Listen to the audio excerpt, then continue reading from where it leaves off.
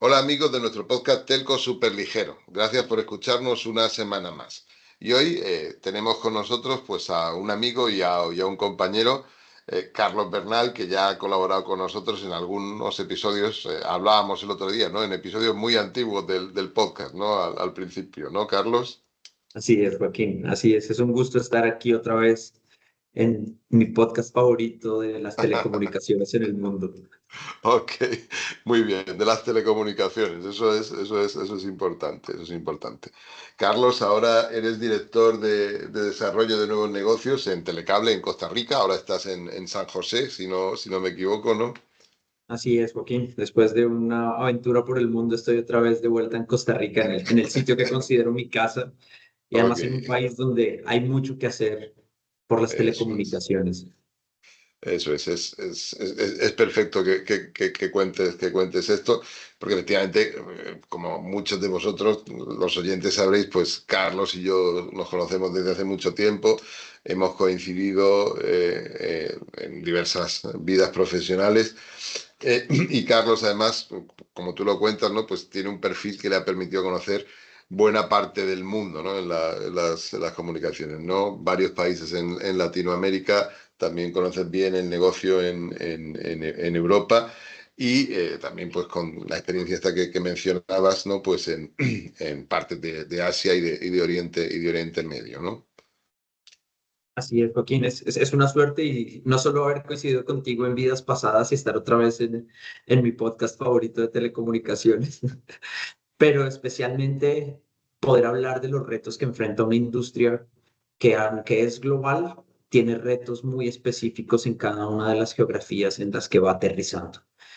Y yo creo que es esta conversación y todas las conversaciones que se ponen sobre la mesa de cómo conectar mejor a los que ya están conectados y cómo conectar a los que aún no lo están, que es una obsesión, digamos, que tiene la industria y que tenemos que tener todos los que estamos trabajando en ella. Así es, así es. Efectivamente, el otro día pues acuñábamos un término, bueno, acuñábamos, no vamos a exagerar, pues poníamos encima de la mesa, ¿no?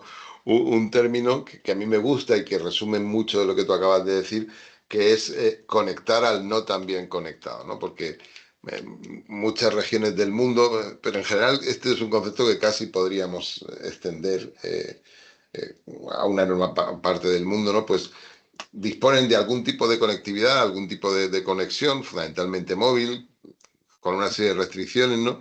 Pero una buena parte de la población, pues en realidad no está tan bien conectada, ¿no? Que es lo que la propia ITU llama conectividad significativa, ¿no? Conectividad relevante, que es un concepto que han introducido para ir más allá, ¿no? De lo que es la mera conectividad, ¿no?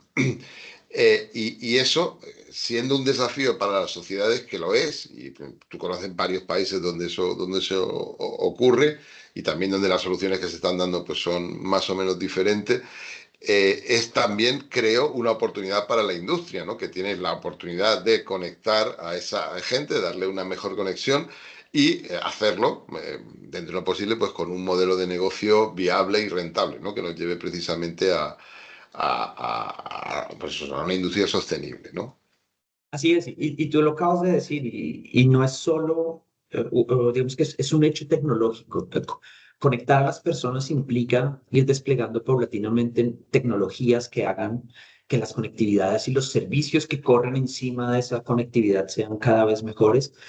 Desde Telecable, nosotros como compañía arrancamos como una empresa, una cablera, dando simplemente televisión hace ya 20 años, pero después de haber hecho unos despliegues de HFC y en busca de construir justo una infraestructura robusta que permita conectar bien o conectar a los no tan bien conectados, hicimos una migración completa, en lo que yo considero un tiempo récord, porque no era solo la reconstrucción, sino la reconstrucción más la migración del 100% de los clientes a una red de fibra óptica con un motivo, e insisto en ese mensaje, es conectar a los no tan bien conectados, con una red, nosotros vemos future proof, ¿no? Con unas capacidades de evolucionar ágilmente pero además con unos impactos a nivel de sostenibilidad también. O sea, todos los impactos del el consumo energético de una red de HFC versus una red de fibra óptica, la capacidad que nos da una red de fibra óptica de dar unos muy buenos servicios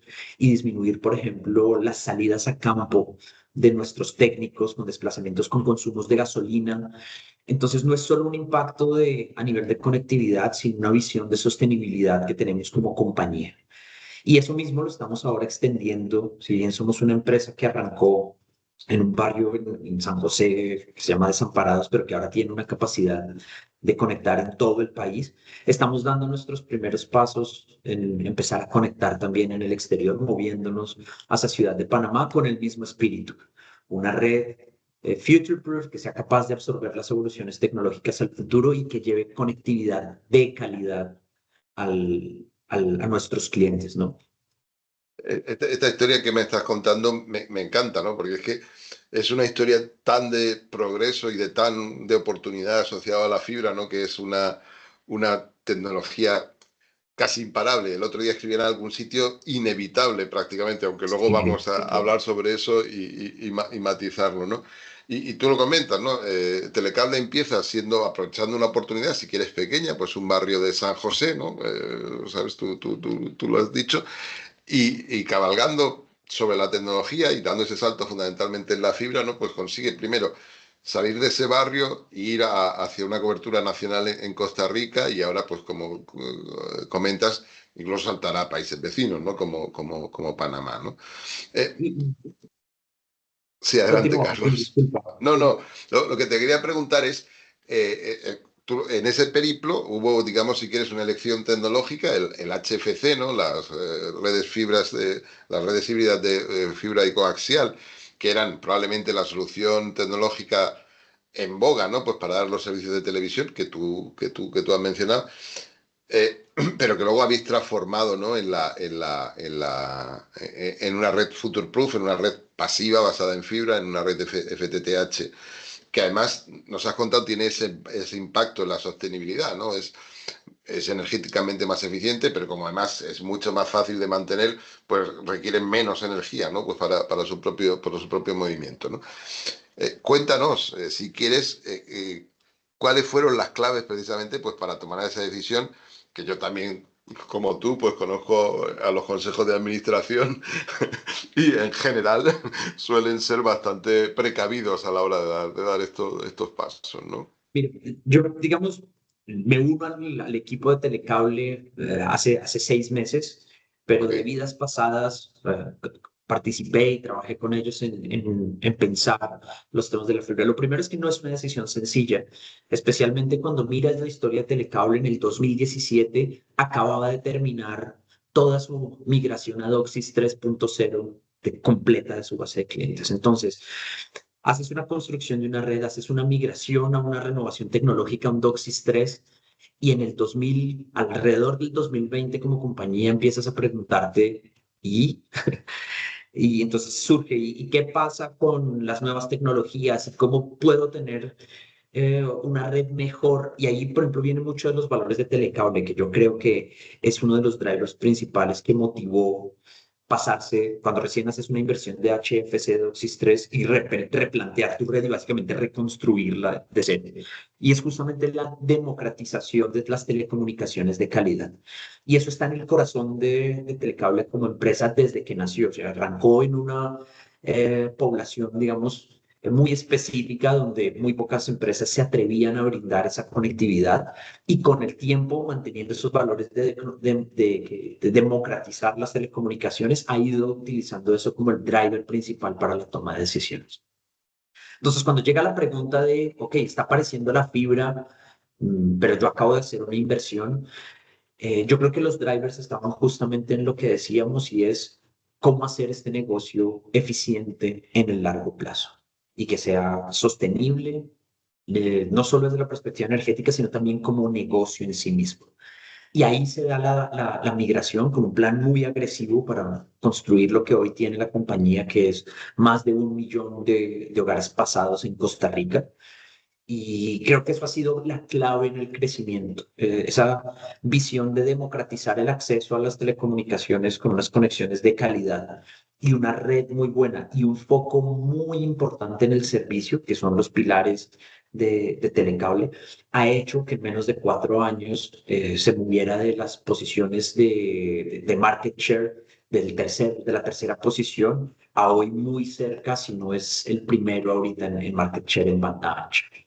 Entonces, se mezcla la calidad, los valores de la compañía, una oportunidad, un equipo que entendió que construir una red de fibra iba a disminuir, aunque requiere una inversión muy alta en el largo plazo, como se planean las redes, iba a ser más eficiente y además un equipo directivo comprometido en esa transformación, porque no era solo el despliegue en sí mismo, era el despliegue más migrar a los clientes, porque Eso el es. peor de los escenarios es hacer la construcción tecnológica y quedarte con los clientes en la red anterior, ¿no? Ahí sí Exacto. es el Esa, acabose.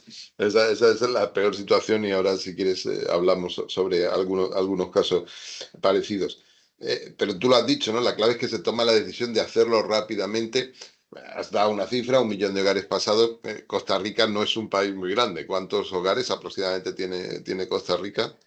Los últimos, el número que tengo más fresco puede estar alrededor de los 1.4, 1.5 Ok, millones. es un Sin nivel. embargo, nosotros hemos ido ampliando, digamos, ese fue el primer despliegue, pues, paulatino, y ahorita ya estamos casi muy cerca de los 1.2 millones de hogares Ok, eh, exacto. pasando.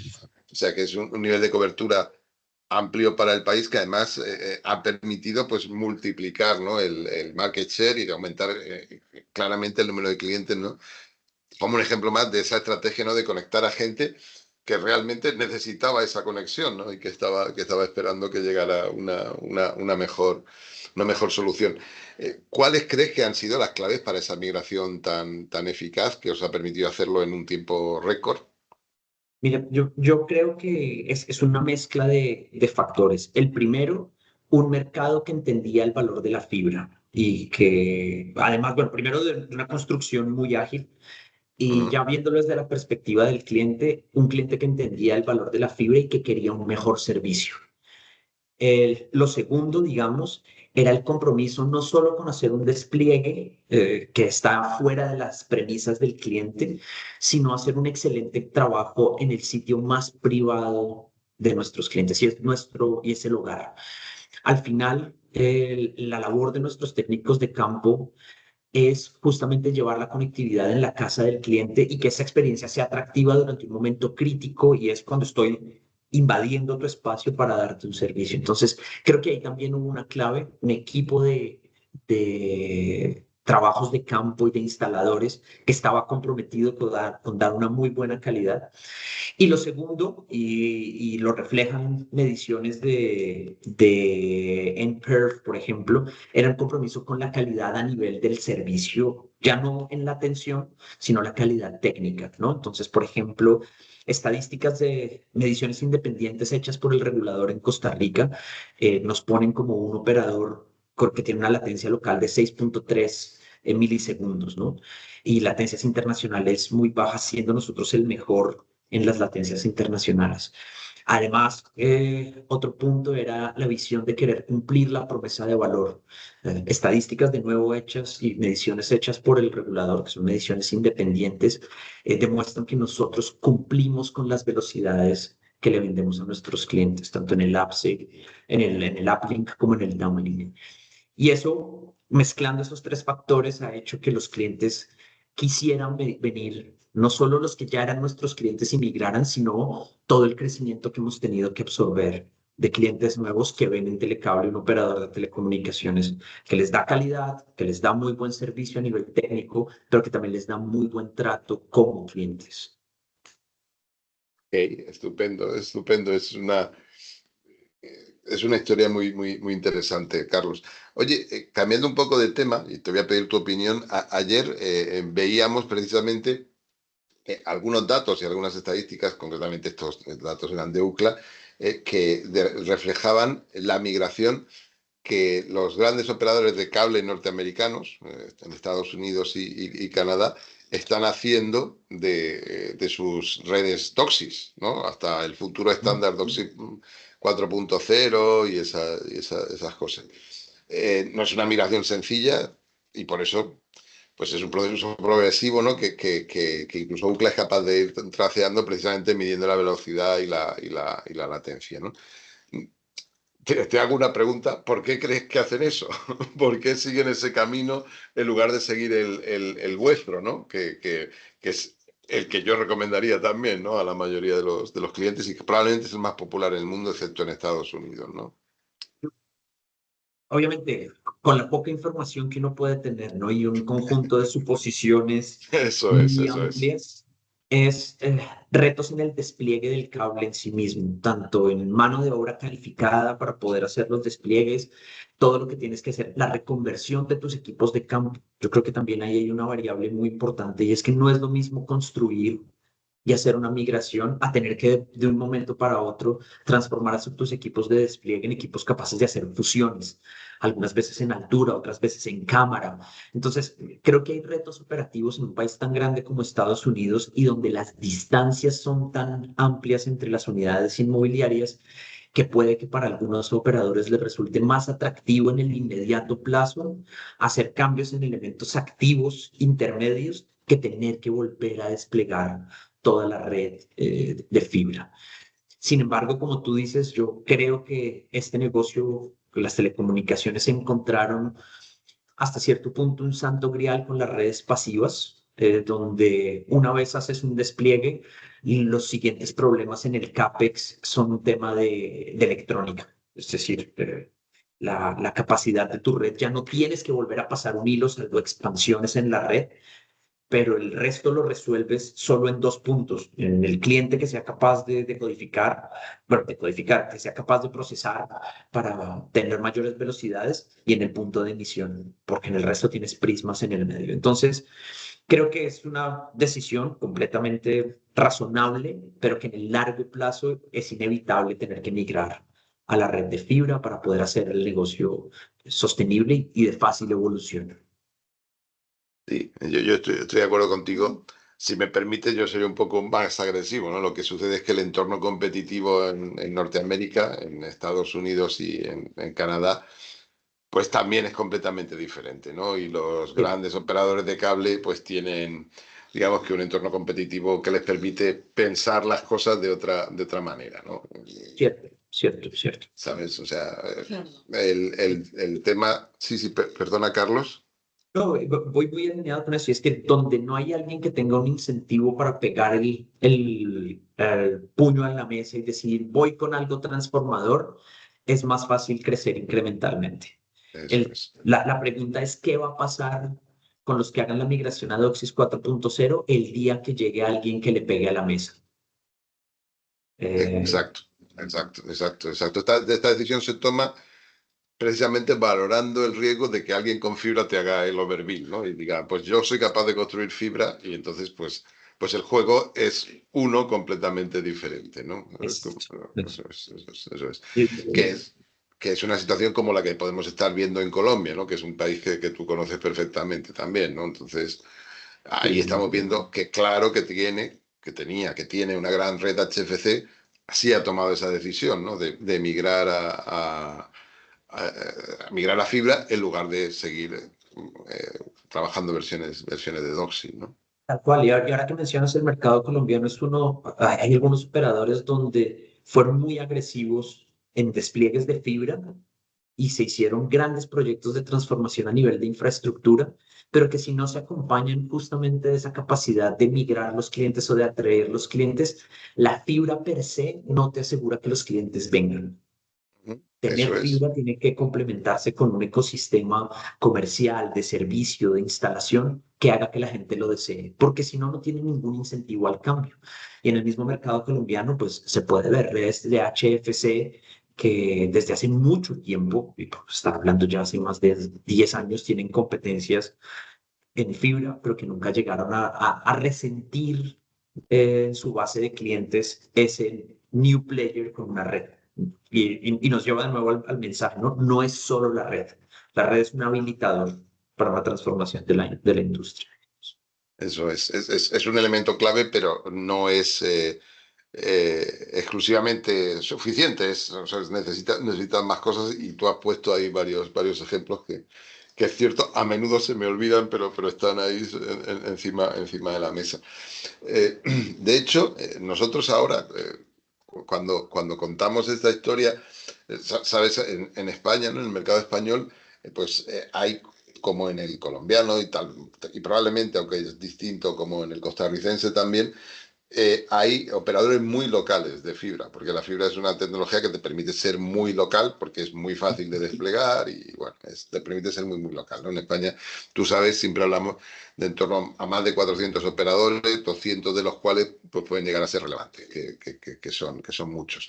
En Colombia, pues hablamos también de centenares, ¿no? Y en Brasil, que es como de otra escala, pues ya literalmente hablamos de millares, ¿no? De compañías de este estilo, ¿no? Que tienen incluso su propio reporte en el regulador, operadores de pequeño porte, ¿no? Lo llama Anatel.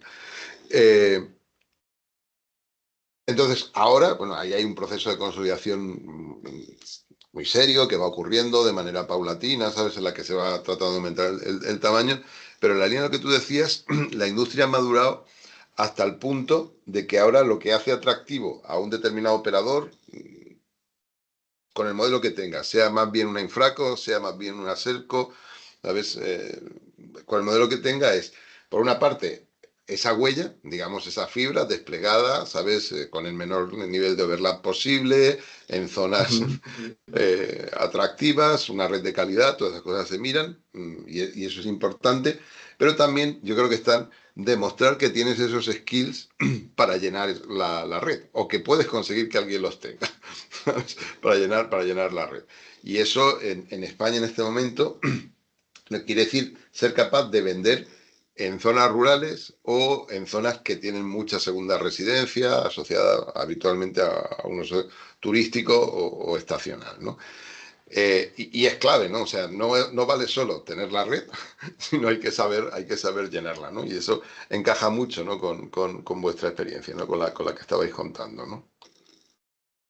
Sí, es cierto, Joaquín. O sea, eh, si bien Costa Rica tiene el tamaño que tiene, somos un mercado de un país con alrededor de 5 millones de habitantes, las dinámicas no dejan de ser relativamente similares. Si bien nosotros como operador tenemos presencia a nivel nacional, vemos justamente ese nacimiento de operadores pequeños de ámbito regional que van conectando pequeñas comunidades y van surgiendo, ¿no? De Costa Rica y sin tener el número final, solo lo que recuerdo, creo que pueden estar en el informe que presenta la SUTEL anualmente, no sé, con licencias para operar las telecomunicaciones fijas y clientes, puede haber más de 60 operadores que para el país que es Costa Rica. Y puedo estar fallando en el número, pero te debo el número definitivo, pero el mensaje es que sigue habiendo muchos operadores En cualquier de caso son ámbito muchos, regional. efectivamente, son muchos, eso Eh, es.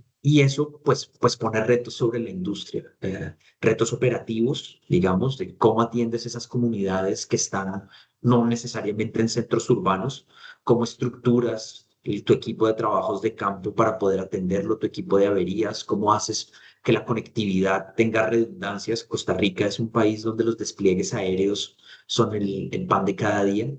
Entonces, en algunas circunstancias y por motivos desafortunados, alguien tiene un choque contra un poste donde están conectados varios operadores. Si no tienes una red con la suficiente planeación para soportar las redundancias, puedes quedarte sin servicio a nivel nacional.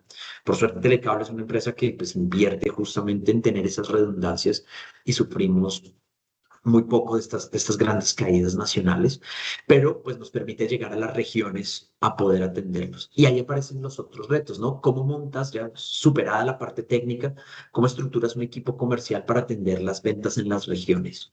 Y de nuevo, una estructura de servicio en una economía y en una industria que empieza a pensar que las tiendas físicas son cada vez menos necesarias pero en las regiones hay comportamientos culturales distintos. Entonces, es una tensión que yo creo que esa tensión es la que mantiene dinámica en la industria, ¿no? Si tuviera una estabilidad donde todo estuviera más o menos resuelto, sería una industria menos aburrida y posiblemente no, sería mucho más aburrida y posiblemente no me la pasaría tan bien trabajando en ella. Seguramente, seguramente, seguramente. Aquí hay otra idea que tú y yo hemos comentado muchísimas veces y que, bueno, de hecho viene en el nombre, ¿no? de este podcast, ¿no? Que el superligero es como nosotros llamamos, ¿no? De hecho, cuando digo nosotros, quiero decir tú y yo, fundamentalmente, ¿no? Llamamos ¿sabes? a la separación funcional, ¿no? Entre lo que sería la capa de cliente, la Selco, ¿no? Y la capa de red, que sería la Netco, o la Netco en este caso, o la Infraco, ¿no? Y eso implícitamente lleva a un modelo de wholesale, ¿no? De relaciones mayoristas, ¿no? Que aquí en España está muy, muy, muy, muy, muy desarrollado. Yo creo que es probablemente, y sin temor a equivocarme, pues el mercado en el mundo en el que más desarrollado está este tipo de relaciones wholesale, ¿no? Eh, ¿En qué punto de madurez ves tú eso en Costa Rica y en Panamá y en los otros mercados en los que nos movemos? Eh, Como tú dices, el mercado español es un mercado que le lleva al mercado latinoamericano no solo, digamos, años, sino también, por decirlo de alguna manera, canas, ¿no? Y esas canas vienen con la madurez del mercado. Creo que los mercados latinoamericanos, específicamente los mercados de Costa Rica, están ahorita con un foco de conectar bien a los no tan bien conectados y en el futuro, en algún punto, empezarán a mirar con más detalle los temas de wholesale, ¿no? Creo que hay algunos disparadores que empiezan a marcar tendencias, digamos, yo creo que en España cuando tienes unos overlaps muy altos y los costos de la construcción se hacen cada vez más baratos, pues hay ciertos incentivos para compartir estas infraestructuras o ponerlas en valor. Creo que los mercados latinoamericanos estarán muy vigilantes de esta tendencia para entender si hay algún momento oportuno para entrar en esos negocios. Sin embargo, es algo que no ves en el día a día de las operaciones en Latinoamérica. Salvo Sí, sí, sí. algunos casos muy puntuales en la región, Mm, ves muy poco. Es algo que no está y creo que también hace parte de que al mercado le hacen falta canas. ok, sí, es cierto que, bueno, en España si quieres una combinación bastante peculiar, ¿no? De estrategia del incumbente, la regulación, ¿sabes? Que ha dado lugar a esa situación y que efectivamente, como tú has dicho, se está tratando de exportar también en otros países de la región, ¿no? Pues OnNet, que es, digamos que la Netco asociada antiguamente a Telefónica, ¿no?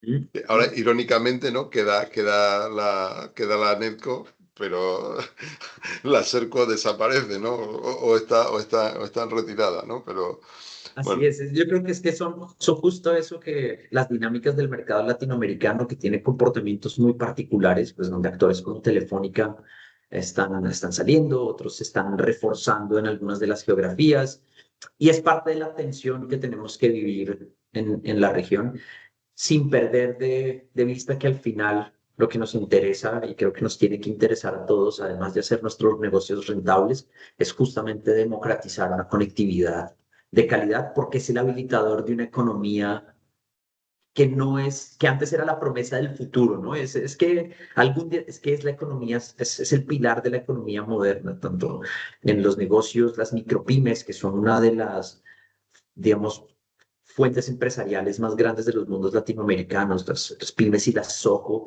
pueden representar, no sé, 50 o 60% de las empresas de unos países como los de Costa Rica. Entonces, y sin conectividad, una tienda en Instagram no vuela sí, sí, y no claro. puede comunicarse con su proveedor de correos para que venga y recoja un paquete. Entonces, creo que conforme lleguen las canas llegarán modelos más ambiciosos y ahorita lo que tenemos que enfocarnos es justamente en darle conectividad a las personas y a las empresas de calidad, como decías al principio, ¿no? Sin olvidar ese ir más allá de la conectividad solo por conectar. Ok, ok. Perfecto, Carlos. Es súper interesante y estaríamos horas, ¿no? Hablando de estos temas. Bueno, de hecho, las estamos, ¿no? De vez en cuando, de vez en cuando estamos con esto. Podría preguntarte por el Haití, ¿no? Que es otra cosa que nos apasiona, ¿no? ¿Cuáles son los sistemas de información, ¿no? Que pueden soportar este negocio y cuál es la manera eficiente de hacerlo, ¿no? Porque esa es realmente la pregunta, ¿cuál es la manera eficiente de hacerlo, ¿no? Pero bueno, probablemente nuestros oyentes se cansarían, ¿no? De oírnos hablar de tanto rato. Así que si quieres cerrar, ¿no? esta conversación y mandarnos algún mensaje, pues algún mensaje más, pues adelante. Pues Joaquín, lo primero es agradecerte de nuevo. Estuve aquí en este podcast cuando los capítulos tenían todavía uno y con suerte un dígito. Y es Eso un es. gusto poder estar cuando han pasado los años y tiene ya casi, y tiene 3 dígitos. Eso es. Tal vez el podcast para mí más interesante de la industria de las telecomunicaciones, ¿no? Y es apasionante, podríamos pasar horas hablando de esto, pero yo lo que quiero es justamente dejar ese mensaje al final y es que tus oyentes y la gente, los que lo oímos, tenemos un compromiso de hacer nuestros negocios estables, de hacerlos viables, pero al final lo que hacemos tiene un impacto en el día a día de las personas. Y justamente las decisiones que desde Telecable vamos tomando van en esa línea, es hacer nuestro negocio sostenible, pero también nuestra sociedad y la economía de los países en los que participamos. Eso Invitarlos es. a todos a que visiten Costa Rica, de los que nos oigan, de los que puedan oír este podcast, invitarlos, es un país precioso, donde para lo pequeño que es arriesgado. Creo que es uno de los países que hay números que lo respaldan, que hizo despliegues de fibra muy agresivos y que bueno, vengan y vean la oportunidad que hay en Latinoamérica de justamente conectar a los no tan bien conectados. Muy bien, Carlos, estupendo. Pues muchísimas gracias bueno, seguro que grabaremos otro episodio pronto porque seguro que tendrás alguna novedad para contarnos. Que así sea, Joaquín, que así Ok. sea. Y Un abrazo. muchas gracias a los oyentes, gracias por estar ahí. Nos hablamos. Gracias, Carlos.